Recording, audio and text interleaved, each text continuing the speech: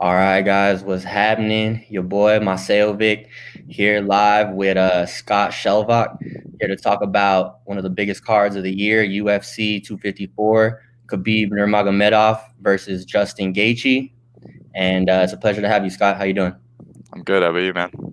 Hey, man, I can't complain. I'm pumped for this card. I'm just excited, man. How about you? Yeah, it's gonna be such a sick card. Dude, super pumped. Let's just hop right into it. First fight on the card, we got Joelle Alvarez versus Alexander Yakovlev.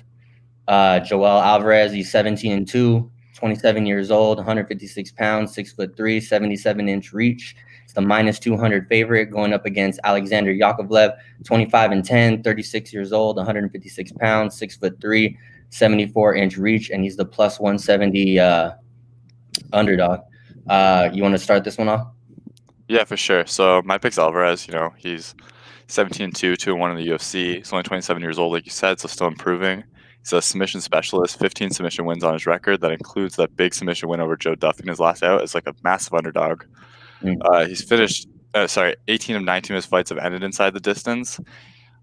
People like to talk about him as a submission specialist. He does have good striking, though. It's not high volume, but he has a really nice kicking game. Yeah, so the real issue with him, though, is he doesn't shoot his takedowns. So like I said, he has good striking, but it's not elite, and he doesn't shoot takedowns. You watch every single UFC fight of his, 3 of them, he hasn't shot a single takedown. And because of that, he tends to be losing rounds that he doesn't finish, which is unfortunate. And you saw that in the Ismagulov fight, where he actually got doubled up in strikes and just didn't make any effort to take it down. So his game's really relying on opponents hitting takedowns. Now that really works out in this fight, though. He's fighting Yakovlev, 25-10, 3-5 in the UFC, 36 years old. Only lands 1.79 significant strikes per minute, so actually he's going to land less volume than Alvarez is, which I think is a big deal. And Yakovlev likes to wrestle. The problem with that, though, is he actually gets out-grappled by everyone, even De Silva, before he got the submission, which is like not great. And that brings us to the same issue, is he just can't win rounds. He's so low volume, very similar to Alvarez. He loses every round except for when he finishes. You watch that in the Roberts fight where he only wins 1 round, and then the Maynard fight, besides those 3 rounds that I just talked about, like he's never won a round in the UFC that he doesn't finish. So I think Yakovlev is just less trustworthy than Alvarez. He's going to have to go to Alvarez's strongest area, shoot takedowns, and if he doesn't do that, even if he doesn't go to Alvarez's weakest area, he's just going to get outstruck. Yeah, I mean, I tend to agree with you. I think Joel Alvarez takes it. He's got the reach advantage. He's got some nice low and front kicks, decent jab, and a straight right. He likes to, utilize his reach. He's got some pretty good jiu-jitsu. He'll hit you with some triangles, darces, and guillotines. And I see that, as a as his potential path to victory in this fight against Yakovlev, who has 9 KO wins of his own, 9 sub wins, 7 decision wins. So he's pretty, well-rounded in that aspect. He could finish the fight in any way. But he does have 4 sub losses of his own.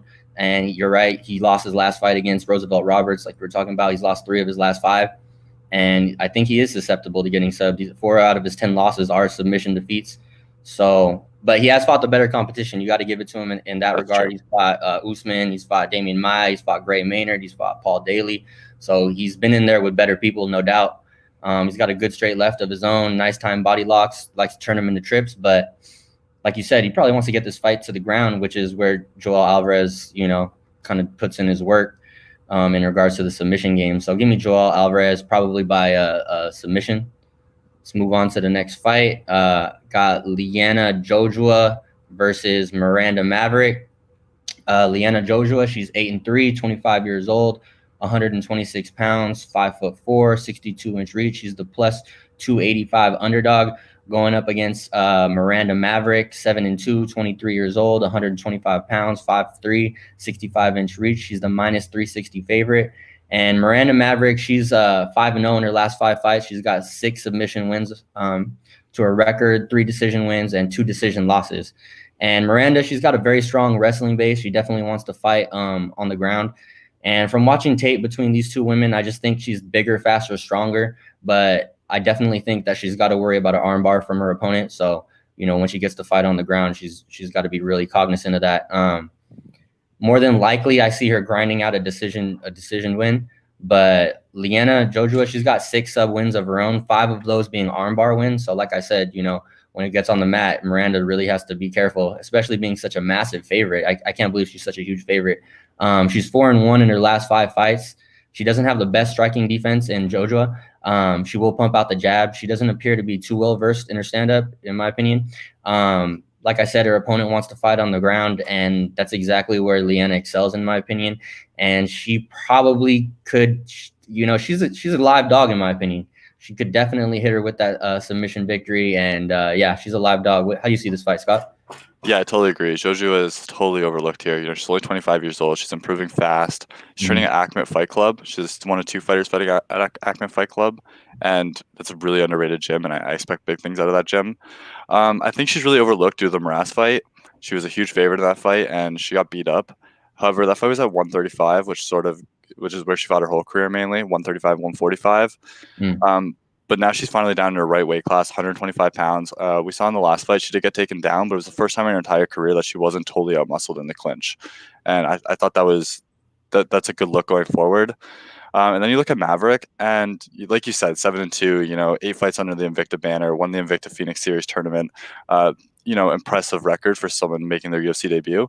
But when you actually go look at the fights, you got the Deanna Bennett fight where she was taken down multiple times and controlled. That's the first one where she lost.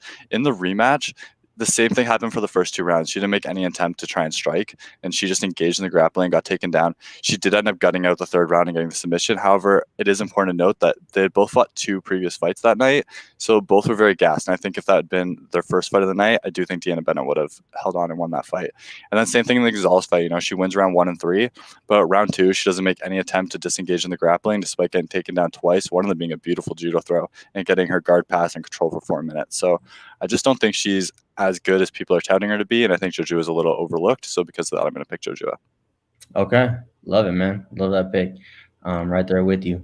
Moving on to the next fight, we got Casey Kenny facing Nathaniel Wood. Casey Kenny, 15-2-1, 29 years old, 136 pounds, 5'7", 68-inch reach. He's the -185 favorite, going up against Nathaniel Wood, 17-4, 27 years old, 136 pounds, 5'6", 69-inch reach, and he's the +165 underdog. You want to take this one away, brother? Yeah, I love Casey Kenny. The kid's only 29 years old, just entering his prime now, former LFA champion, and he's just 2 weeks out of the best performance of his entire career. He's a super talented wrestler and grappler, BJJ black belt, and when you just look at his UFC run, grappled with Ray Borg, who's very legit, and escaped with a decision win. Debatable, but he still won the fight. Then he submitted Louis Samoka. This isn't in order, sorry. Before he submitted to Louis Samoka, he outgrappled Manny Bermudez, high-level Brazilian Jiu-Jitsu black belt. Submitted Samoka, as I said. Also in the Samoka fight, he landed 32 significant strikes in the first 3 minutes. That's without a knockdown or a takedown, so no ground and pound. That's just 10 significant strikes per minute for the first 3, which is very impressive. And then he goes on, has that performance against Alatay, where he lands 109 significant strikes and controls every single second of that fight, winning a 30-25 and a 30-26 on 2 judges' scorecards. Now, obviously, Wood is also a very highly touted prospect. So still only 27 years old, training under Brad Pickett. I was training out of Great Britain Top Team, which I'm not really convinced is a great gym for a prospect like him to be. Mm-hmm. He is talented, though. He lands 5.52 significant strikes per minute, 1.65 takedowns per 15. He has high volume. He's got a very legit jiu-jitsu game. His wrestling game is a little unknown, though. We've seen him use it offensively against weaker wrestlers, and then we did see him get taken down versus Kudonas once, so I'm not really sure what to make of it. The thing that makes me nervous in this fight is this fight with Eddie Eduardo, yeah. Because Eduardo just beat him up for the first round of that fight, and he just had no answer. And I think after seeing what Kenny did to Alatang, I believe Kenny is going to be technically better and probably able to do that. I also think he has more pass due to his superior wrestling. So pick is Kenny. Nice. Yeah, no, I love this fight. I think this is a great fight. 2 up and coming prospects right here. I like both of these guys. Casey Kenny, he's got 5 submission wins, 8 decision wins of his own. Like you said, he's got that judo and wrestling background with a 46% takedown accuracy. He's got some nice leg kicks that he was throwing, body kicks as well, good straight left. From his last fight, what I seen, he was starting to feint better in the stand-up. So I like to see that, fighters starting to feint better. It just makes it a little bit harder to guess, especially when you start mixing in that wrestling. And that's what his real bread and butter is the wrestling. He does have some power striking, but it is pretty rudimentary. usually when it's a striker versus grappler matchup, I tend to go with the wrestler almost always. He's going up against a good fighter, though, in Nathaniel Wood. He's got 8 TKO wins to his record, 6 submission wins, 3 decision losses. What I did notice is, though, like you said, he hasn't really faced too many wrestlers, but he does have an 83% takedown defense. So that's, definitely going to come in handy. He's coming off a win against John Castaneda. He likes to throw leg kicks, nice straight right, good front kicks to the body. He's definitely going to be the more technical striker for sure in this matchup, and he should have the advantage on the feet. If he can avoid the power of Kenny on the feet and the takedown, like you said, Kenny probably has more paths to victory, in my opinion. But like, if he can't get him on the ground, you know what I mean? Let's say he goes for a couple takedowns, he can't do it. I want to see how Kenny's going to react. Is he gonna fall in love with the striking? Is he gonna fall in love with the power? He's seen his striking is definitely improving, no doubt. But I don't know if it's on Nathaniel Wood's level. I like his technical striking. I just think he's too big of an underdog right here. I think this is more of a pick'em fight. I really like Nathaniel Wood, and I like Casey Kenny, like I said. But give me Nathaniel Wood to grind out a decision. Maybe I think he could probably potentially, maybe hypothetically, avoid these takedowns and keep the fight standing, and then just outpoint him. I just saw an interview with him. He says he knows he's a Brazilian Jiu-Jitsu black belt, but he thinks after the first after the first couple minutes, he's going to start, shooting for those takedowns. So I think he's really self-aware and knows, what Casey Kenny wants to do and what he has to do in order to win. So give me Nathaniel Wood as an underdog here to win a decision against Casey Kenny. Nice. I like the underdog play. Yeah. Moving on to the next fight. We got Da Un Jung fighting Smiling Sam Alvey. Sorry about that pronunciation. Da Un Jung, 13-2, 26 years old, 206 pounds, 6'4", 78.5-inch reach. He's the -385 favorite here. Wow. Sam Alvey going up against him, 33-14. He's the veteran, 34 years old, 205 pounds, 6'2", 76-inch reach, and he's the +295 underdog here. You want to take this one away, Scott? Yeah, so I like Jung. He's 13-2, 2-0 in the UFC. He's still only 26 years old. I love these young fighters. Training at a Korean top team. As far as talent goes, he seems pretty average. I expect him to have success over lower level guys and just lose to the middle level guys. And at this point in Alvey's career, he's a lower level guy, unfortunately. Jung's pretty hittable on the feet. He doesn't have a lot of head movement, doesn't have a lot of footwork. However, he makes up for that offensively. He has a beautiful jab. He loves to feint and just touch opponents light. And then the second he gets you on your back foot or he gets you biting on his feints, he'll just start throwing with power. And that's how he clips guys. He also showed a decent double leg on the regional scene, which could potentially come in handy here. I'm not sure. Alvey, on the other hand, he just doesn't seem like he wants to be there anymore. He's 33-14. He's 2-4 since moving up to light heavyweight. 0-4 in his last 4. Finished in 2 of them. He's undersized for the division. This isn't a division he should be fighting in. He's unwilling to wrestle, and he just lets his opponent basically dictate the pace of every single fight. He lands 3.11 significant strikes per minute, yet he gets hit with 3.22 significant strikes per minute. Jung, on the other hand, who lands 6.59 significant strikes per minute. So the volume difference is going to be huge in this fight. And it just seems like Alvey's whole game revolves around knocking guys out like one big shot. And the problem with that is, outside of the Pacino fight in 2018, he stopped knocking guys out in 2016. That's one knockout in 11 fights. And since then, his only wins have come against really tentative other washed up fighters like Villante and Rashad Evans. So picking him, I just can't pick him. So you got to go Jung. For sure. Like you said, Da Un Jung, 12-fight win streak. He's got 10 wins by KO and TKO, 2 sub wins to his record. He's definitely the more technically sound fighter. He's more controlled. He's got a good straight jab, like you said, nice straight right. He's got good scrambles when escaping takedowns. Overall, man, he's just a younger, faster, longer, stronger fighter, I expect him to control the stand-up with more polished striking and probably leading to a decision or late round finish. Sam Alvey, he's the vet. What can I say about him? He'll punches, nice timed right hook, leg kicks, elbows in the clinch. But, he's lost 4 out of his last 5 fights, and he's kind of on his way out. This dude's on his way in, and he's a massive favorite for a reason. I would say, though, that line is way too juiced, in my opinion, especially this is Da Un Jung's first UFC fight, correct? No, this should be his third.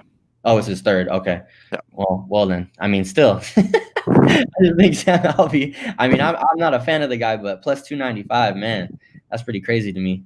But yeah, no, I definitely expect Dawoon Jung to win. Probably a decision, like I said, or maybe finish him late if Sam Alvey kind of gasses out or just kind of gives up, But anyways, let's move on to the next fight.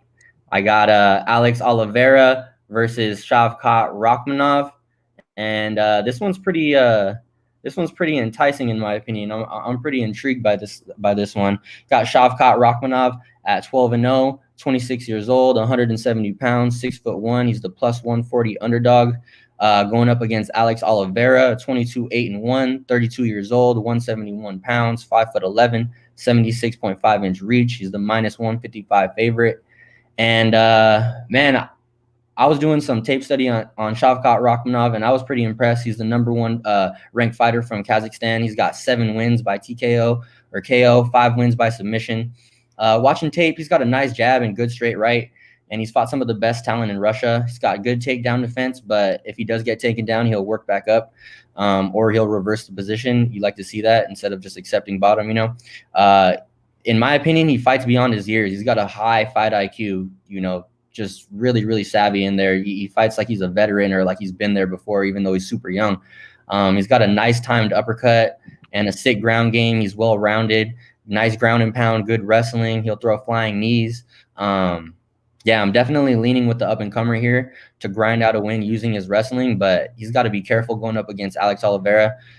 He's got 12 TKO wins, 5 sub wins, 5 decision wins, well-rounded, but he has lost 3 out of his last 5 fights.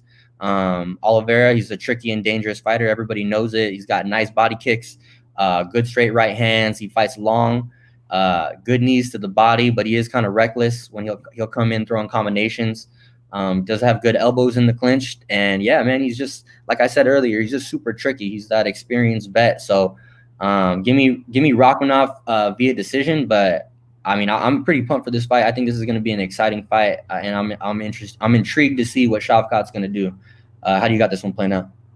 Yeah, I think this is one of the tougher fights on the card to predict. Oliveira, 22-8-1, 11-6 in the UFC. He's 32 years old, so he should be like right in his prime right now. He's coming off probably his career best performance against Sabata. Not his biggest win, but he just looked really good in that fight. He has 18 fights in the UFC over just 5 years, so very active. Has big wins over guys like Will Brooks, Tim Means, Carlos Condit. He's a powerful striker with KO power. He's an absolute tank in the clinch. I think that's really a really overlooked part of his game. He's just a monster in the clinch, and he can hold anybody up against the fence and control them. He also lands 2.47 significant strikes per minute. My real issue with Oliveira is his fight IQ. It's been the issue in every single loss he's had. An example of that is just like, this is a guy that tried to take down Gunnar Nelson twice and then decided to strike with Mike Perry for 3 rounds. It just doesn't make sense. And it's the kind of stuff he's been pulling since like his UFC debut, when he won 2 rounds against Gilbert Burns and then chose to grapple with him. He's just not really trustworthy in that sense. Rakhmanov, like you said, very good prospect, 12-0, legit talent, also trains out of Ackman Fight Club. Which, like I said, I just think that's like the next big gym. Former Fight Night Global welterweight champion, only 25 years old, although he is turning 26 this Friday, so he will be 26 on fight time. His striking is very technical, but he is very flat-footed, which worries me against somebody like Oliveira.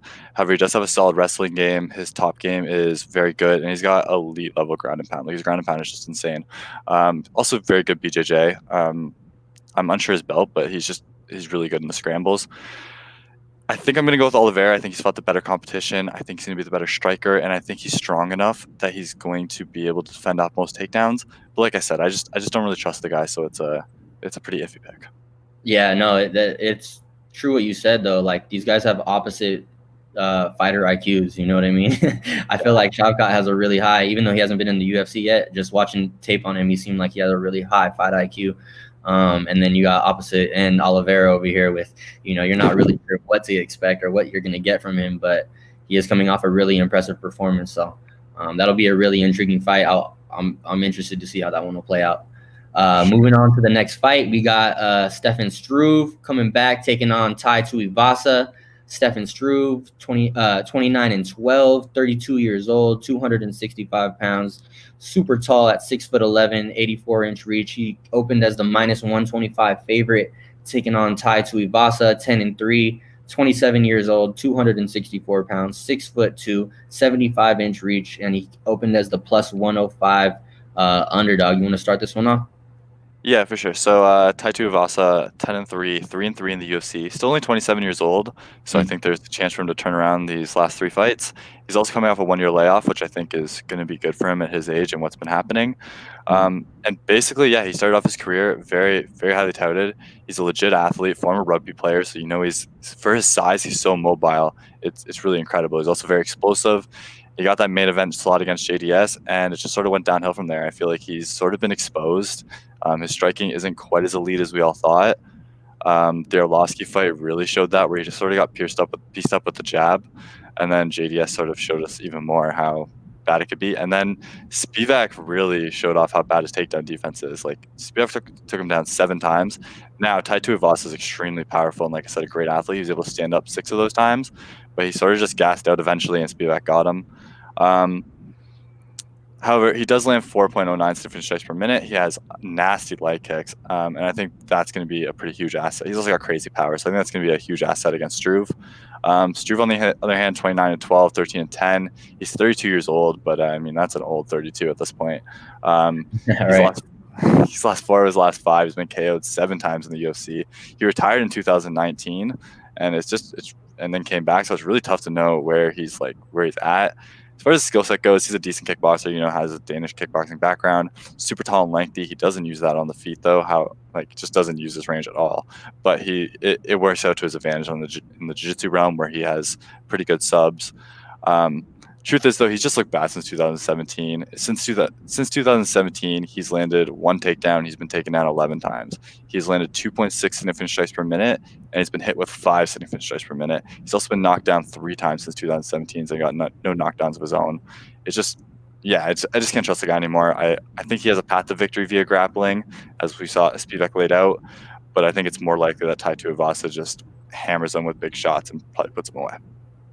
All right. Yeah, no, I tend to agree with that overall assessment for sure. The leg kicks that you said, super important, I think, in this fight, or could be, you know what I mean? And Stefan Struve has lost 4 out of his last 5 fights. He's got 8 KO wins, 18 submission wins. So, like you said, that's his path to victory, in my opinion, as well. He's the orthodox fighter. He has beat and fought the better competition. But I mean, man, any fighter who retires, thinking about retiring, I don't like that. I don't like to see that. I don't want to see that. You put your glove down, you're done. It's a mental thing. I don't want to see it. I'm surprised he opened as the favorite here. I know Tai has been going through a rough patch here, but he's the more active fighter, even though he's been gone for a year. I think that year is actually going to be beneficial to him. But Stefan Struve, he's got good high kicks, knees in the clinch. He tries to time uppercuts. Doesn't have very much power in his hands, and his path to victory is definitely a sub win.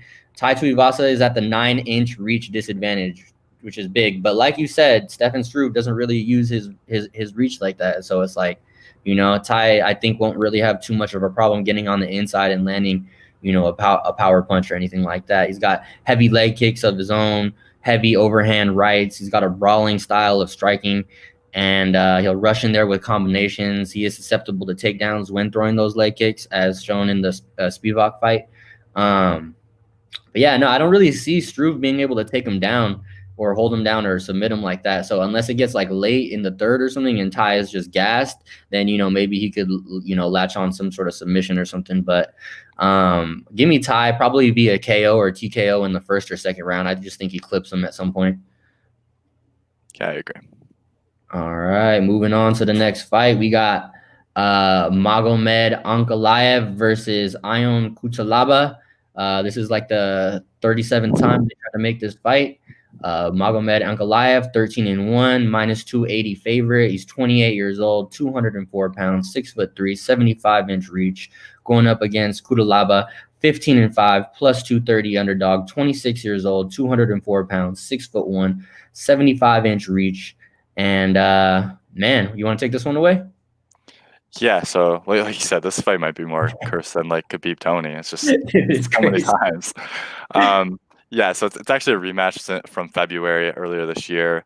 In that fight, Kuchalaba looked good for the first 20 seconds. He threw good leg kicks. He sort of stayed on the outside, and then Ankalaev hit him with a hook and wobbled Kuchalaba, and then it was some of the craziest 15 seconds I've ever seen. And both men just stood in the middle, swung crazy punches. Ref probably stepped in early, like Kuchalaba pretended like he was hurt. I don't really know what happened. I've watched that like 4 times. Bro, he was definitely rope-a-doping, 100%. I still don't know.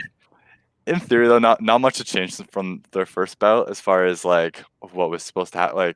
Like Ankalaev was a big favorite, and I think Kuchalaba had passed the victory. His pass were the fact that he lands 5.29 significant strikes per minute. He also lands 2.59 takedowns per 15 minutes. So his path was really just out volume Ankalaev. However, Ankalaev has an 85% takedown defense, so I didn't think that was the path. I really thought it was to win a high volume decision. After watching that first fight, though, and seeing that the first time Kuchalaba got hit, he was just willing to get into a brawl, I don't know if that's really a realistic path to rely on anymore. And because of that, I think Ankalaev was a much more clear pick this fight than he was in their first fight. You're going to him via decision? Ankalaev probably knocks him out again. I think Kuchalaba just too willing to brawl. Okay. For sure. Yeah, no, this is an intriguing matchup. I hope it actually happens so we could, see it finally for real, though, without the ref jumping in when Kuchalaba's over here doing the stanky stuff. But, man, Magomed Ankalaev, 12 TKO wins, 2 sub wins, 1 decision win. Like you said, he lands 3.46 significant strikes per minute. He's got nice inside low kicks, good front kicks to the body. He lunges in with jabs, nice counter right hands. He's got good control against the cage, and he'll use it to transition to takedowns, but mainly wants to fight on the feet, in my opinion. He's got good elbows from the top, though. And he's going up against Kuchalaba, southpaw, like you said, 5.29 significant strikes per minute landed. He does absorb 3.2 significant strikes per minute, though, as well. And he's fought the better competition, in my opinion. He's fought Glover Teixeira. He's fought the Khalil Roundtrees. He's fought the Jared Cannoniers. The line is just so massive, in my opinion. I don't know. I don't get it. Like I said, he's fought the better competition. Like, who has Magomed Ankalaev beat? You know what I mean? Like, who's his best victory? I mean, I guess it would be Kuchalaba, but I mean, I wouldn't really consider that one. You know what I'm saying? Kuchalaba's got these nice, well-timed takedowns, big ground and pound from the top. So if he is able to get him down, I think that's, could be a path to victory. But like you said, he's got 86% takedown defense, Ankalaev. So maybe mixing in the heavy strikes, with the takedowns could definitely be beneficial to him. He's got serious power. He throws with deadly intent every strike. Good knees. And yeah, man, like I said, I just think this fight is a lot closer than the line tells. I think Kuchalaba has faced the better competition, and I think he has a much better chance than plus 230 underdog than the line suggests. So is he going to win? Maybe, potentially, but I just like that dog money from a betting perspective, Ankalaev could definitely beat him for sure. He might just outclass him on the feet. He's the more technical fighter. Kuchalaba is definitely, more of a brawling style marauder type. I mean, his name is the Hulk, but yeah, give me Kuchalaba with that dog money, man. I just that plus 230 I think is too spicy for me not to take that. So I'm gonna go Kuchalaba. I don't have God, maybe he knocks him out, maybe I don't know, but just give me Kuchalaba, man. I don't have a specific path, but I'm gonna say Kuchalaba. Moving on to the next fight, we got Lauren Murphy versus Laleya Shakarova. I think that said that right. Lauren Murphy, 13-4. She's the minus 345 favorite, or opened up.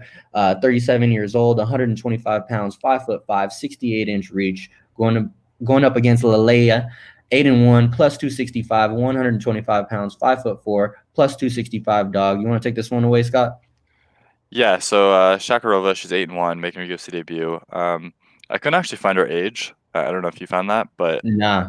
Yeah, it just wasn't anywhere. But I mean, she looks old. She looks like she's like not young and improving. She doesn't. Yeah, she just looks old. I could be wrong, but that's the read I got. Yes,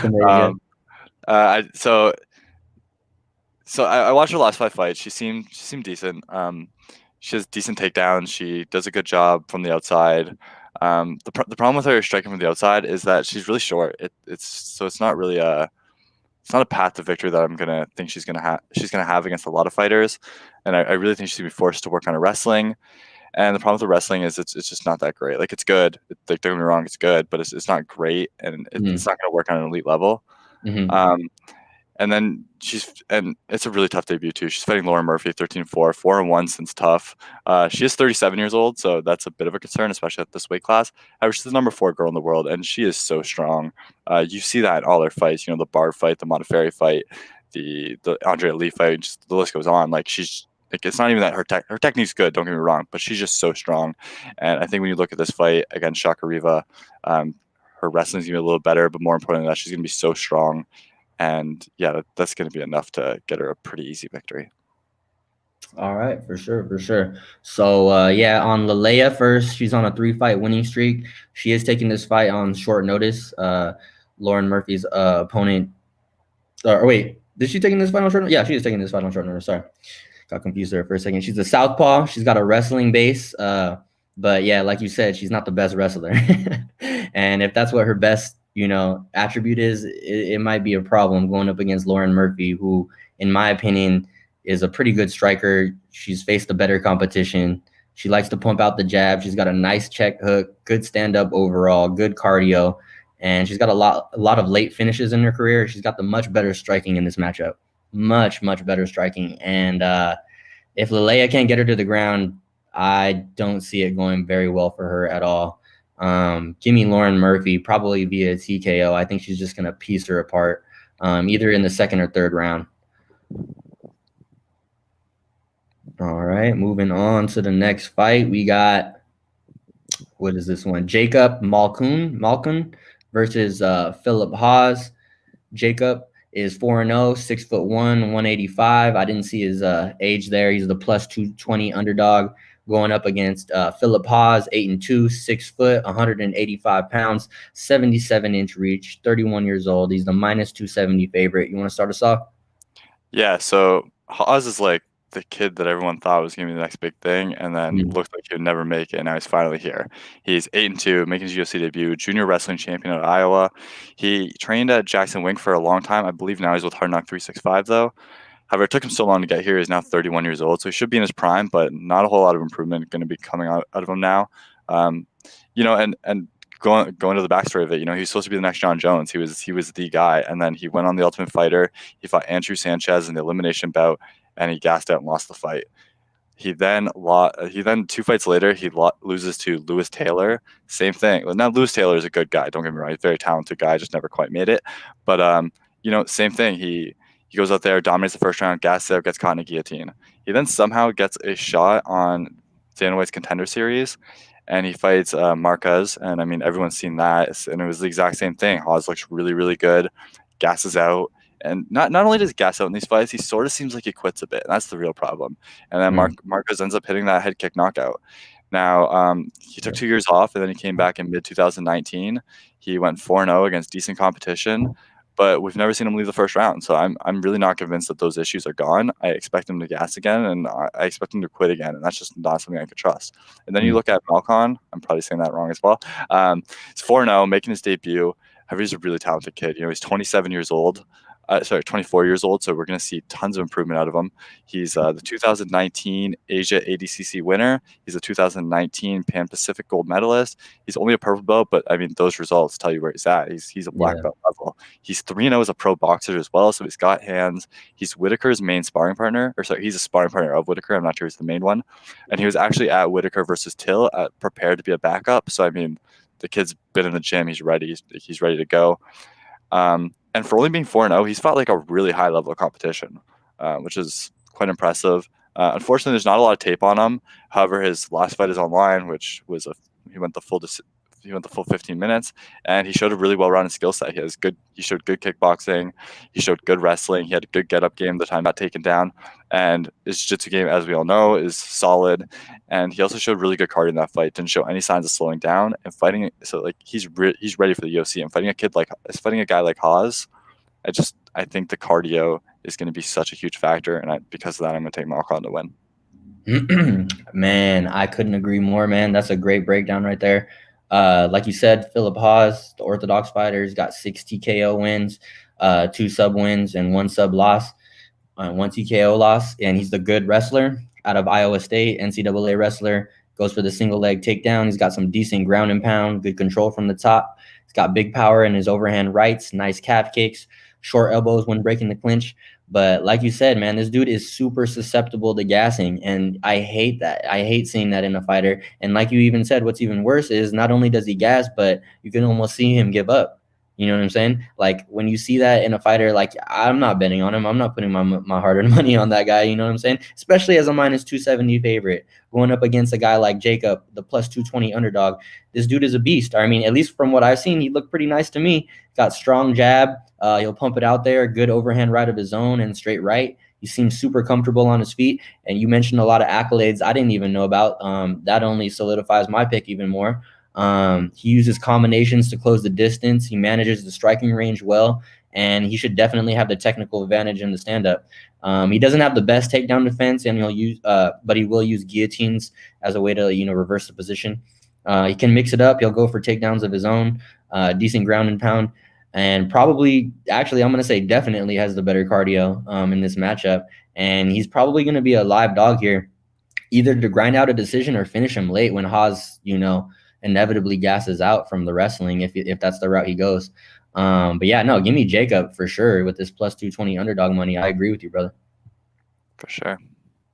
All right, moving on to the next fight here. We got Alexander Volkov fighting Walt Harris. Alexander Volkov, 31-8, minus 155 favorite, 32 years old, 247 pounds, 6'7", 81-inch reach, taking on Walt Harris, 13-8, plus 130. Plus 130, 37 years old, 264 pounds, 6'5", 81-inch reach. You want to start us off? Yeah, so Volkov is 31-8, 5-2 in the UFC. Despite like a crazy amount of experience, though, he's only 31 years old and likely still in his prime, so that's good to know.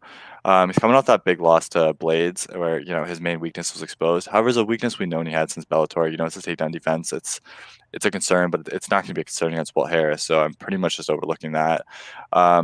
And he actually won the last two rounds of that. He won round 4 and 5 on one judges, and round 5 I think on all 3 judges' scorecards. So I mean, cardio's there. He's an excellent striker. That's really where he shines.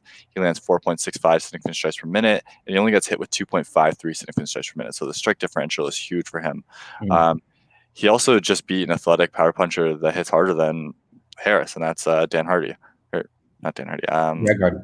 Greg Hardy. There you go. Yeah, he's fought significantly better competition than Harris, and he's done better at it.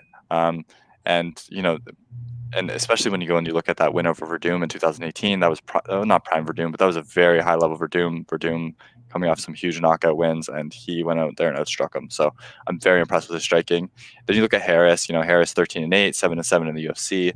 He's now 37 years old. So I mean, the decline is happening, or it's on its way. And he just fell short in like the biggest moment of his entire career 5 months ago. Like that's not a lot of time off after that performance. Also, I don't want to get in the whole situation, but like, he's had a lot of life trauma, and I really don't know how hard he's training or where he's at with that kind of situation. So he's hard to trust because of that. The main issue, though, is despite having 7 years in the UFC, he's had very little improvement. He's an elite level athlete. He played basketball in university, so he's a solid athlete. He's got decent boxing. He's got a ton of power, and all 13 of his wins actually come by knockout. But the problem is he has a horrible gas tank. He just gassed out every single fight. He has 14 UFC fights. He hasn't made an improvement on that. He doesn't throw in high volume either, so I don't get why he's gassing. He only lands 2.9 significant strikes per minute. He actually gets outstruck too, considering he gets hit with 3.18 significant strikes per minute.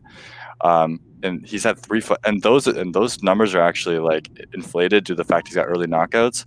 His 3 fights have gone to decision. He's landed 18 significant strikes, 33 significant strikes, and 24 significant strikes, which are just awful numbers that you cannot trust.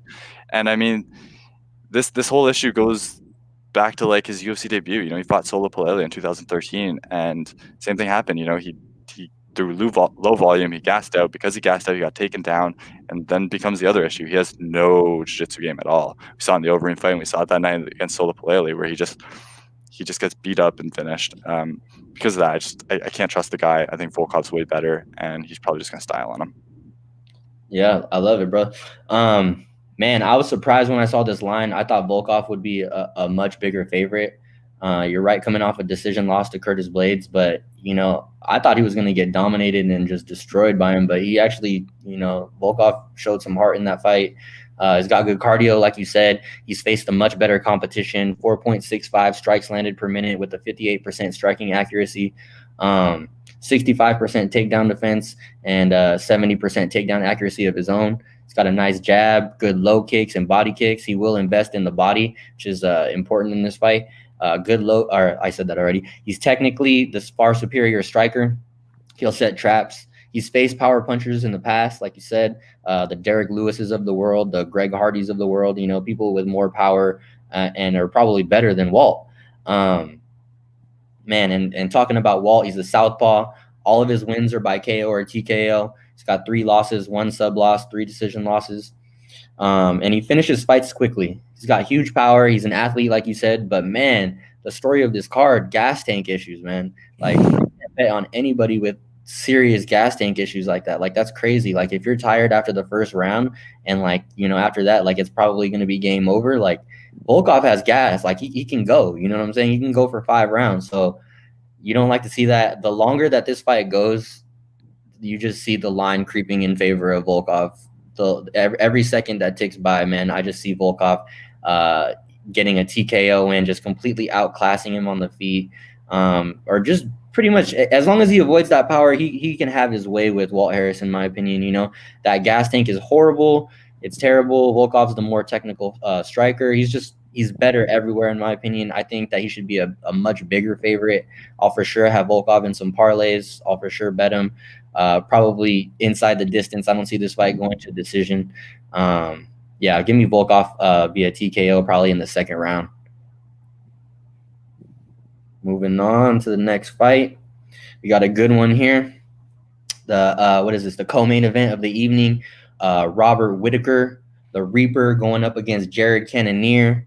Robert Whittaker's 21-5. The -105 favorite, 29 years old, 186 pounds, 6 feet, 73.5-inch reach. Taking on Jared Cannonier, 13-4, -120, 36 years old, 185 pounds, 5'11", 77.5-inch reach. Take it away, man. Yeah, like you said, Whittaker 21-5 and still only 29 years old. It's pretty crazy when you think he's only 29 and probably just hitting his prime. Former middleweight champion. His only loss since moving to middleweight in 2014 was to Adesanya. After that loss, I think there was a lot of questions about him, and I personally had a lot of questions about him too. But I think he answered them all in the Till fight. He came out, he showed that he was motivated. He looked phenomenal. He got dropped early in the fight and still recovered. And so his chin issues and all that, I'm just not that concerned anymore, to be honest. So when it's just skill set for skill set, Whittaker's like one of the best in the world. He lands 4.51 significant strikes per minute. He only gets hit 3.43 significant strikes per minute. He has an 84% takedown defense, and those numbers are impressive on anybody. But to have him on a world champion that's been fighting the best in the world for the last 6 years is super impressive. He defends takedowns against Olympians and the basically the best wrestlers in the world. And he outstrikes the best strikers in the world. And that's just, you can't get over how talented he is. Then you look at Cannonier, 13-4, 3-0 since moving to middleweight. But honestly, I'm just not sold on the guy. I'll ignore the heavyweight run because he probably should have never been a heavyweight. But when you look at his light heavyweight fights, and basically his whole career, he's only fought 2 really good strikers his whole career. And 3 if you count Anderson Silva, but Anderson was washed. And the 2 are John Blachowicz and Dominic Reyes. And don't get me wrong, very talented strikers, like world champion and number 2 right now in the division. But John struck him 50-24, and Cannonier lost a very clear decision, and then Reyes knocked him out in the first round with a beautiful uppercut. So he hasn't had success against high-level strikers. He then after that goes up to middleweight, and for some reason people are thinking he's the next world champion. But I mean, the guy beat David Branch, and he lost the first round of that fight. Not impressive. Beats Anderson Silva. Once again, Anderson's washed, and he had some of that leg kick. It's weird circumstances. Now, he does beat Jack Hermansson. Jack Hermansson's super impressive win. However, Jack Hermansson did not have a path to victory if he couldn't hit takedowns. So to be impressed that he knocked him out on the feet or whatever, that part doesn't impress me. And to me, the striking, I'm not taking that fight into this Whittaker fight because totally different fights. So essentially we just have this guy who isn't an elite level striker, and he can't really wrestle either. He's only hit 1 takedown in 10 UFC fights. So we're gonna expect this guy to go out there and outstrike Whittaker? I don't think so. And I think Whittaker easily wins this fight by just outstriking him and possibly knocking him out. All right. Yeah, no, man. I agree with what you said. Skill set for skill set, as you said earlier, this is going to be a stand-up fight for the most part, unless Whittaker wants to take it to the ground, unless he wants to mix it up. He has that ability. He has that, potential that he could do that. Jared Cannonier doesn't really, his path to victory is just landing a right hook, in my opinion. He's got a good straight right of his own. But man, I don't know. This is an interesting fight. I was pretty intrigued, and I'm pretty surprised that it's pretty much even money. Robert Whittaker, he's got 9 KO wins of his own, 5 sub wins, 7 decision wins. Well versed, everybody knows. He lands 4.82 significant strikes per minute. He's coming off that impressive unanimous decision victory over Darren Till, where he showed a lot of patience. That fight was really tense. Like, both fighters were just like on edge the entire fight. He said it was really stressful, and I get it, because I was stressed watching it. It was pretty cool. It was a high level striking match that you like to see. But Whittaker, he's got this in and out style of striking. He can get anxious at times, but yeah, like I said, in that Till fight, showed a lot of patience. He's got these sick oblique kicks. He definitely has the better footwork and movement, in my opinion, in this matchup. Nice front kicks, vicious hooks. And yeah, I just think he's the better striker, and this is going to be a striking match. I look for him to TKO Jared in possibly the later round, the third. He just has to avoid the power from Jared, and he should either win a TKO victory or potentially even a decision with more volume. But Jared Cannonier, he's got used to be a light heavyweight, like you said. He's got really powerful leg kicks, good straight right, nice defensive head movement, heavy uppercuts. He likes to time those. Powerful ground and pound when he does get it there. Good knees to the body, and he has pretty good cardio, and he's patient as well, something I noticed watching tape.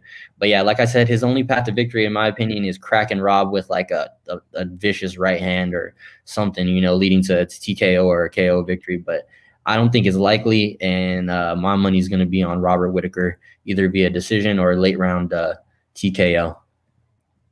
I agree. All right, man. I know I hate agreeing with you, Scott, but you make some good points, bro. All right, so moving on to the last and final fight, the main event. We got Khabib Nurmagomedov taking on Justin Gaethje. Khabib, 28-0, minus 325 favorite. He's 32 years old, 155 pounds, 5'10", 70-inch reach, taking on Justin Gaethje, 22-2. 206 plus 260 underdog, 31 years old, 155 pounds, 5'11", 70-inch reach. Take it away, man. Yeah, Justin Gaethje, wild man turned into an elite level striker out of nowhere, really. Looked like it was sort of over for him, turned his whole career around. The guy lands 7.74 significant strikes per minute. I can't think of a top 5 fighter that can match that. Now, on the flip side, he actually gets hit 8.37 significant strikes per minute, which is just strange considering how elite he is. But I'm going to assume that a lot of that is just due to the Poirier and Alvarez fight earlier in his career. Fighting Khabib, I mean, you can't win a fight unless you stay on your feet. And that's really the question. Justin Gaethje, probably the highest credentialed wrestler. No, not probably. For sure the highest credentialed wrestler who's ever fought. Wrestled Division 1. I think that because of that, it makes sense to think that he's going to have some success stuffing some takedowns. I mean, Ali Quinta stuffed like 6 of 15. Dustin Poirier stuffed, I don't have the number, but a very high amount of takedowns as well. And then when on the feet, I think it also makes sense, or at least it's reasonable to think that Gaethje will have success on the feet. However, just nobody's shown the ability to be able to consistently stuff Khabib's takedowns. And when taken down, nobody's showed the ability to be able to consistently stand back up. And because of that, I just can't go against Khabib. So Khabib's going to be my pick. Nice. Yeah, man, I think the question of this fight, I mean, everybody knows Khabib's game. Everybody knows what he's going to do. Nobody can stop it. That's what makes him, one of the GOATs, honestly. 28-0, he's undefeated. Just relentless wrestling and ground and pound. And how long can Justin avoid the takedown? Like you said, he's the best credentialed wrestler. He knows the game. He knows the key, which I think is super important, which is staying off the cage. He understands that by staying off the cage, that Khabib is way less successful on his takedowns than when he's able to get you against the cage and then take you down that way. So he understands that He's the best wrestler. He has really good takedown defense. He's at 80% takedown defense. He's on a 4-fight win streak, coming off that savage performance against El Cucuy. You hate to see it. I'm a big El Cucuy fan, but threw some vicious leg kicks as well, which, you know, could come into handy in this fight. But, you know, Khabib has taken vicious leg kicks before and doesn't really seem to affect him, to be honest with you. So I'm not even sure. But like you said, man, he's the marauder. He's the brawler turned into the high-level striker. He definitely has the striking advantage.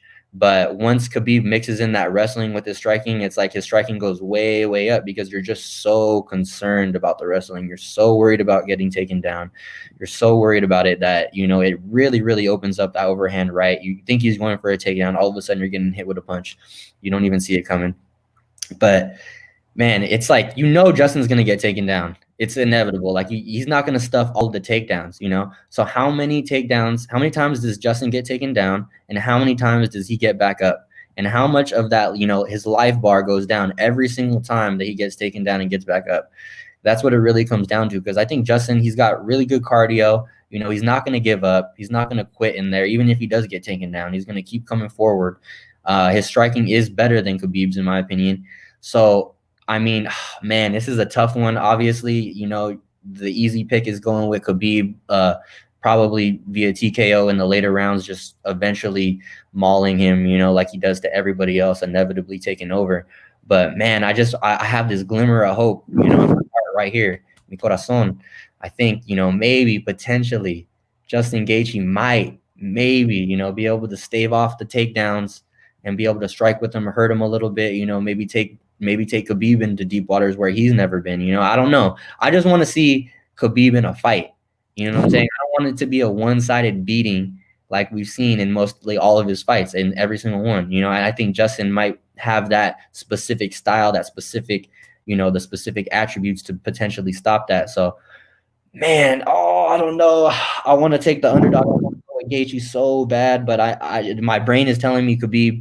I mean, obviously, you know, along with everybody else in the world, Khabib probably just mauls him. But, man, I just love how Justin has the ability and the knowledge. Like, he understands he has to stay off the cage. He knows it's like life or death right there. Like, if you're on the cage, you're getting taken down, you know, period.